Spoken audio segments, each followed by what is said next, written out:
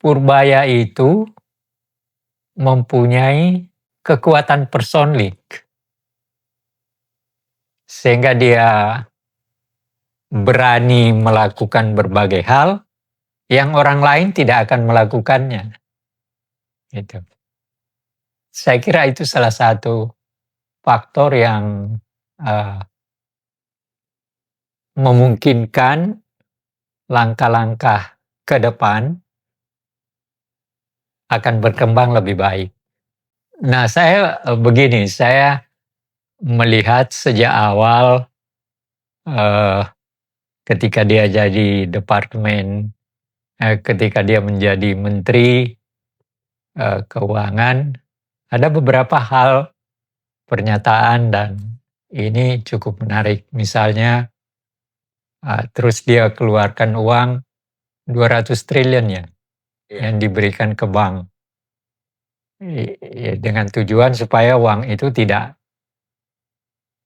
tersimpan begitu saja, bisa digunakan. Nah, itu satu. Yang kedua, larangan untuk pakaian bekas.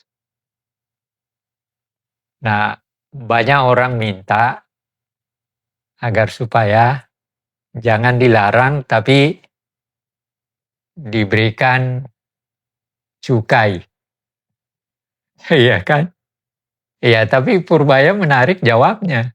Persoalannya bukan pada persoalan cukai, tapi persoalannya terletak pada persoalan hukum, yaitu bahwa itu adalah ilegal. Jadi apa yang dikatakannya benar, bahwa yang Anda mau mengatakan untuk mau memberikan pajak dibayar dan sebagainya, tapi kan itu melanggar aturan. Di dalam negeri kita ada banyak kemungkinan untuk mendapatkan baju-baju yang lebih bagus daripada baju bekas itu. Tapi kan ini terpotong oleh tindakan dan itu hanya menguntungkan sejumlah orang kan. Pengusaha yang pengusaha jahat lagi menggunakan itu, dan kebetulan ada pedagang-pedagang yang memang melakukan tindakan ilegal juga kan. Nah, Purbaya bukan mempersoalkan terutama kepada pakaian bekasnya itu, tapi yang dia persoalkan keilegalannya kan. Itu yang menarik justru. Jadi dia menolak untuk menerima pakaian bekas itu karena itu ilegal. Kalau dia menerima itu artinya dia katakan begini, kalau itu saya terima ya saya terima juga ilegalnya narkoba. Iya kan? Jadi menurut saya apa yang dilakukan itu, dan sekarang dia melangkah lebih jauh dengan bea cukai. Nah, selama ini kita tahu bagaimana bea cukai itu pada tahun-tahun sekian lama melakukan tanda kutip kebusukan tertentu.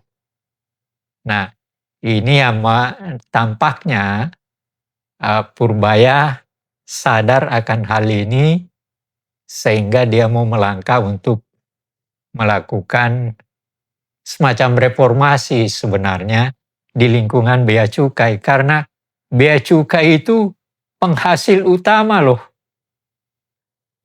Penghasil utama. Kalau bea cukainya tidak jalan atau dikorup seperti yang terjadi, siapa tuh anak muda masih, dan dia tidak punya jabatan, tapi dia penagih dan bermain di situ, dia bisa punya miliaran. Oh, Gayus Tambunan. Gayus Tambunan itu kan terjadi. Yang baru-baru ini ada yang anaknya babak belurin temennya, Rafael Alun. Oh iya, Rafael Alun ya. Jadi hal-hal seperti itu Coba you bayangkan siapa? Rafael Alun siapa? Rafael Alun. Rafael Alun itu pegawai eselon 3 kan? Islam 3. Masa dia punya kekayaan lebih tinggi, lebih besar daripada kekayaannya Sri Mulyani? Ketika itu kan masih Sri Mulyani. Tapi kekayaan Rafael Alun, nah yang lucu begini, pengadilan mengembalikan sebagian daripada harta yang diambil, dikembalikan kepada istrinya. Saya tidak ngerti, terus terang aja. Saya nggak ngerti kenapa si suami udah ketahuan kayak gitu, malah kekayaannya dikembalikan. Saya betul-betul nggak ngerti. Ya. Tapi itu kenyataan. Nah artinya apa? Ada sesuatu lagi yang harus menyebabkan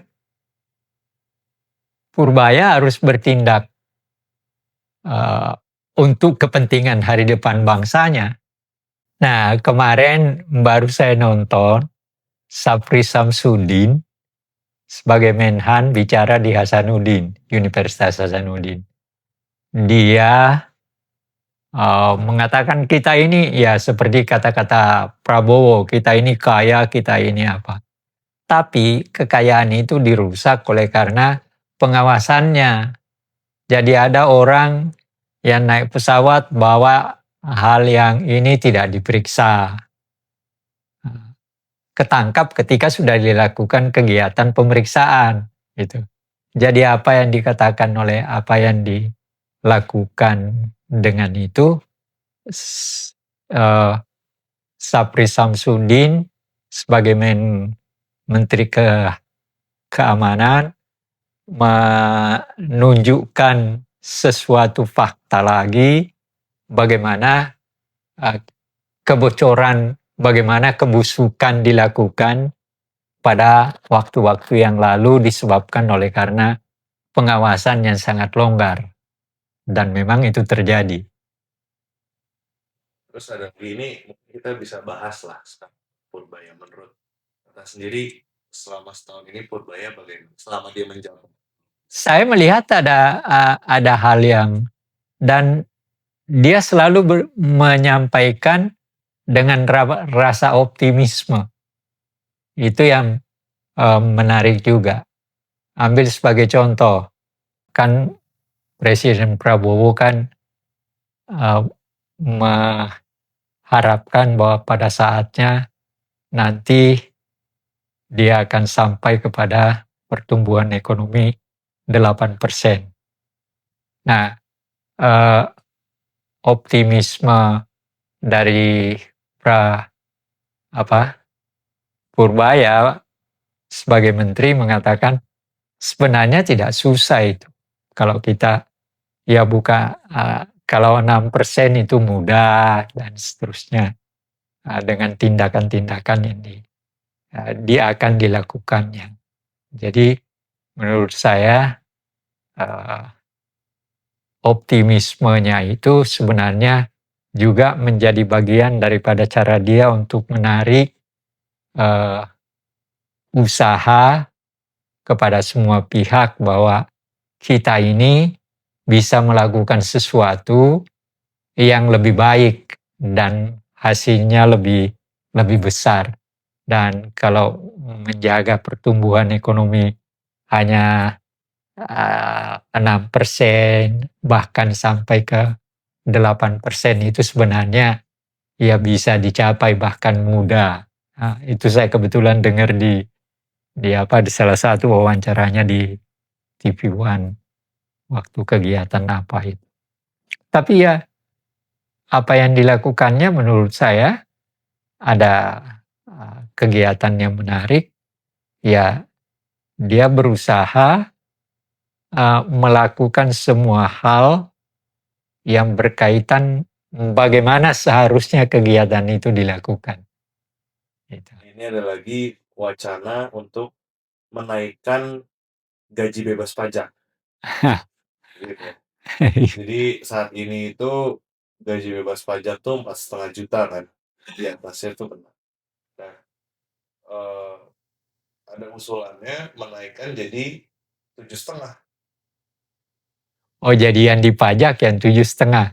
Jadi tadinya itu empat Gaji, setengah, gaji yang akan dipajak itu 7,5. 7,5 ke atas.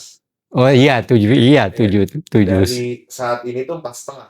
Oh ya? Saat ini 4,5. Eh. Terus kemudian ada usulan dan lagi dikaji opsi sama Purbaya itu menjadi 7,5. Ya, itu artinya apa? Itu juga penting kalau itu dilaksanakan, artinya kan membuka ruang, memberikan ruang pada orang yang bergaji di bawah 7,5 untuk lebih bernafas kan. Artinya dia punya uang 7 juta, ya yang tadinya kehilangan 3 juta sekarang dapat 3 juta kan. Itu kan napasnya bisa lebih panjang. Saya kira itu dengan sebuah catatan, apakah kegiatan itu tidak akan merugikan pada perpajakan kita untuk kepentingan negara. Hanya itu yang harus dipikirkan. Tetapi bahwa kalau untuk kepentingan personlik dari yang memiliki gaji di bawah 7, wah itu sangat menolong itu. Artinya tambahan 3 juta kan banyak. Bahkan kalau terkait gaji ada lagi, Purbaya ini atau Menteri Keuangan lah berencana untuk menaikkan gaji guru. Oh iya, kan sudah naik. Iya. Sudah naik. Saya kira saya eh, perbaikan nasib guru itu sesuatu yang sangat penting. Karena apa? Guru itu menentukan masa depan. Ya. Nah, kalau uh, faktor penentu dari masa depan kehidupannya selalu merana, ya bagaimana bisa lebih baik gitu loh. Ya, saya ini kan karier saya mulai dari guru. Gaji saya pertama kau tahu berapa? 117.000. Nah, gaji saya itu waktu waktu diangkat pertama kali sebagai guru, gaji saya adalah 117.000. Nggak tahu disimpan di mana ini. Nenekmu itu SK saya. Jadi kalau dilihat kan ini sebenarnya Purbaya ini lebih kepada mementingkan hak rakyat dengan pertimbangan-pertimbangannya, juga lebih sedikit lancip ke atas dalam arti tadi kan bea cukai mau Iya. dibersihkan, terus Ya. kemudian ada yang 200 T itu ke bank-bank, dan kemudian banyaklah, bahkan ada satu hal yang dia evaluasi MBG karena ini dana terbesar, kalau misalkan emang nggak baik ya kita tarik gitu. Ya, artinya begini, ada keberanian moral dari dia untuk melakukan sesuatu agar supaya sesuatu itu lebih baik. Itu yang saya lihat sebagai sebuah gejala dari seorang pejabat. Ya, gejala dari seorang pejabat. Ya mudah-mudahan aja apa yang dia lakukan disambut oleh rakyat dan didukung dan kemudian memang menunjukkan bahwa ada hasilnya. Ini tidak berarti bahwa Sri Mulyani tidak berhasil. Sri Mulyani dengan gayanya juga ya punya hasilnya sendiri. Nah, Purbaya sekarang melangkah dalam hal yang berbeda dan tentu rakyat mengharapkan dia akan berhasil karena itu akan menentukan bagaimana kehidupan rakyat, apakah akan lebih sejahtera dan apakah sila kelima dari Pancasila yaitu keadilan sosial bagi seluruh rakyat Indonesia secara berangsur akan berwujud. Karena memang setelah Purbaya jadi menteri waktu kemarin dilantik, Indonesia tuh indeks sahamnya belum pernah mencapai 8.000. Tapi begitu Menteri Keuangan Purbaya ini naik, sekarang stabil di 8.000, sekitar 8.600. Oh ya. Sebelumnya di 7.000, 7.000. Jadi berarti kalau begitu ada kepercayaan terhadap memang dia. Sekarang jadi people's champion di rakyat-rakyat. Oh ya. Karena ya itu tadi kan menguntungkan rakyat dengan gajinya, dengan pajaknya, cukainya, dan indeks sahamnya. Gitu. Dan juga keberaniannya untuk mengambil tindakan tertentu. Tapi kalau dilihat-lihat dari tindakannya dan dari keberanian moralnya dia, kan dia baru nih. Ya mungkin baru kan belum ada 6 bulan lah ya, belum kurang lebih sekitar itu. setengah tahun. Dengan dibandingkan dengan menteri-menteri yang sekarang ini udah banyak yang setahun. Bagaimana? Ya saya kira ya walaupun Prabowo mengatakan bahwa kabinetnya bekerja dengan serius, tapi ya saya tidak mau memberikan ini, tapi saya melihat bahwa Purbaya melakukan sesuatu yang tampaknya lebih dikehendaki oleh rakyat. Itu. Menurut penglihatan sementara ya, artinya berdasarkan atas ya, kita tanya ke orang, kita bagaimana tentang itu dan tindakan dia sendiri yang saya perkataan rencananya apa yang saya dengar di TV dan sebagainya. Nah mudah-mudahan saja karena apa yang dia pikirkan dan lakukan itu kan untuk kepentingan bangsanya, untuk kepentingan negara. Mudah-mudahan aja dia berhasil dengan baik dan mudah-mudahan orang yang tidak senang dengan dia, pasti banyak yang tidak senang dengan dia. Purbaya. Iya, dengan Purbaya. Misalnya salah satu contoh pasti pemasok pakaian bekas yang ilegal itu kan ada bos besarnya kan, yang jual di pasar itu kan cuma pelaksana aja, tapi kan yang mendapatkan untung besar kan yang di atas ini. Nah mudah-mudahan Purbaya mampu berhadapan dengan mereka. Kalau yang kecil ini kan tidak ada artinya. Yang ada artinya itu adalah yang ilegal, yang bosnya. Gitu. Mudah-mudahan Purbaya bisa berhadapan dengan mereka. Artinya dia tidak dipotong gitu. Kalau itu kan secara keberanian moral. Tapi kalau secara ide-idenya dengan ya tadi dengan gaji dan pajak. Iya itu menguntungkan kan ya, contohnya yang sederhana tadi saya katakan. Ya bayangkan kalau itu betul dilakukan, pajaknya yang dipajak itu dinaikkan jadi 7.500.000, ya berarti kan yang tadinya 4,5 juta kan punya kelonggaran menjadi punya uang 7 juta kan, tidak dipajak, berarti tambah paling tidak 2,5-3 juta kan. Nah bagi orang seperti kita, ya seperti saya dengan pensiun sudah cuma seperti itu, sekarang nambah lumayan banyak untuk 1,5 juta atau 2 juta. Ya banyak yang pensiunan seperti itu. Atau orang yang bergaji seperti itu, sesedikit itu. Ya mendapat untung kan? Ya taruhlah dia dapat untung sekitar 2-3 juta.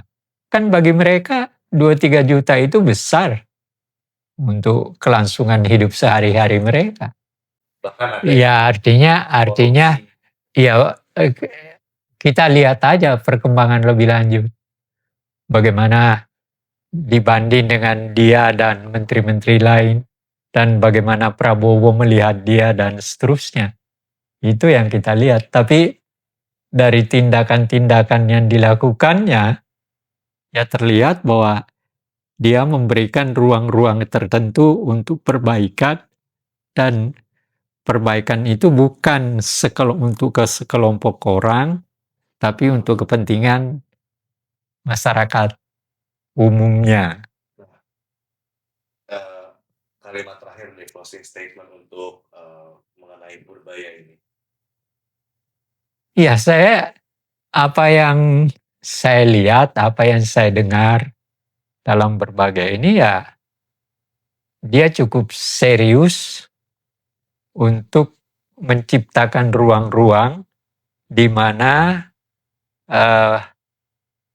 pihak-pihak yang memang memerlukan hal itu ya terbuka sekarang. Ya, sebagai contohnya, ya dia langsung memberikan uang 200 triliun ke berbagai bank, dan uang itu beredar, dan juga keberanian dia untuk melakukan tindakan sebagai satu contoh, walaupun sebenarnya kalau mau lebih cepat, ya, dia menerima kritik tentang bea cukai, dan ternyata dia mau mengambil tindakan. Coba you bayangkan kalau tahun depan berapa ribu, 16.000 atau berapa ribu pegawai bea cukai akan dirumahkan tanpa gaji. Walaupun itu belum tentu bisa terjadi, tapi kalau memang bea cukainya tidak berubah, ya bisa aja kan? Iya, karena dia bukan merugikan Purbayanya, tapi dia merugikan rakyat kan? Gitu. Itu yang jadi. Mudah-mudahan lah. Oke.